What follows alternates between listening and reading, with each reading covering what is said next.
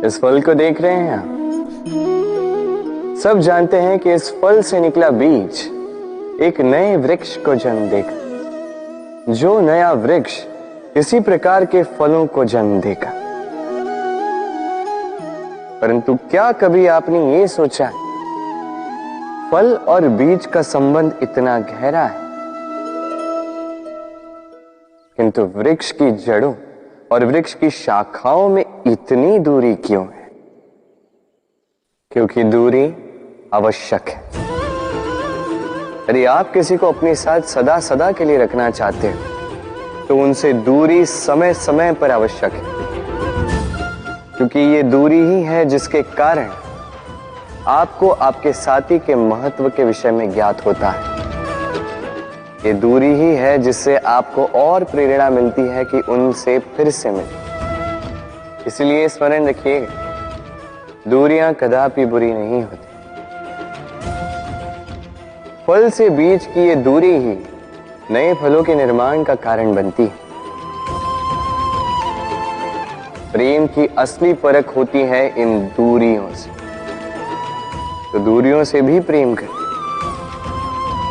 और प्रेम से कहें,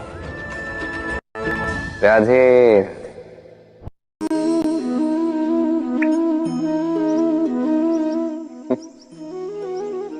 आकाश की वर्षा से गिरी बूंदें बड़ी ही शीतल, मीठी और पवित्र होती, किंतु सबका भाग्य भिन्न भिन्न होता है। अब देखिए, यदि कोई बूंद केले के पत्ते पे गिर जाए तो ओस बनकर ठहर जाती, प्रकृति की सुंदरता बढ़ाती, जीवों की प्यास बुझाती।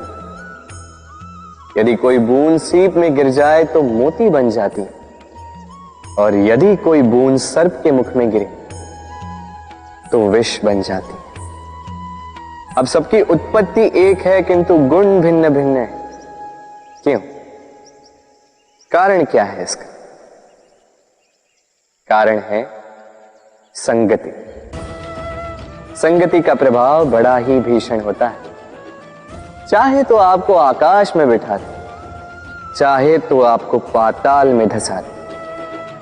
अब वर्षा की बूंदें तो ये चयन नहीं कर पाती कि इनकी संगति क्या होगी, उनका भाग्य क्या होगा, किंतु हम तो मनुष्य, हम तो अपनी संगति चुन सकते। तो सोच विचार करके संगति चुनिएगा। ये चयन आपका होगा और इसका परिणाम भी आप ही को भुगतना होगा। राधे राधे। सर, ये शब्द सुनते ही मन में एक आकार प्रकट हो जाता, एक विष से भरे फुंकारते हुए भयानक से जीव का। यदि ये सर्प किसी के घर पे मिल जाए तो कोलाहल मच जाता, लोग सुरक्षा का प्रबंध करते हैं, भीड़ इकट्ठा हो जाती है उस सर्प के प्राण लेने के लिए। किंतु यदि वही सर्प किसी मंदिर में पाया जाए तो क्या होता? लोग उस सर्प के समक्ष अपना शीश झुकाते हैं, प्रार्थना करते हैं, हाथ जोड़ते हैं, दूध पिलाते हैं, स्वयं शिव जी का आशीर्वाद मानते हैं। अब इस विषय में आपके क्या विचार हैं? सोचिए, मनुष्य भी वही था, सर्प भी वही था, फिर परिस्थितियों में इतना अंतर क्यों? कहीं कोई सर्प के प्राण ले रहा है तो कहीं उसी सर्प की पूजा कर रहा है। अंतर का कारण है संगति और स्थान। जब वो सर्प शिवजी की संगति में था, मंदिर के पवित्र वातावरण में था, तब वो हमारे लिए देवतुल्य हो गया, अन्यथा तो वो हमारे लिए शत्रु ही था, है ना? तो अपने जीवन में संगति और स्थान का चयन सोच समझ कर कीजिएगा, क्योंकि यह संसार आपके व्यक्तित्व का ज्ञान आपके संगति से ही करता है। और हां, यहां बात धनी या निर्धन की नहीं है, यहां बात है संस्कारी और सदाचारी के साथ की। सदाचारी का सार सदैव सम्मान का कारण बनता है। राधे राधे।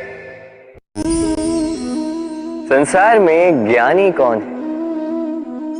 वो जो वेदों का अर्थ समझता है, या वो जिसने जन्म और मृत्यु का रहस्य ज्ञात कर लिया, या वो जो 64 कलाओं में निपुण?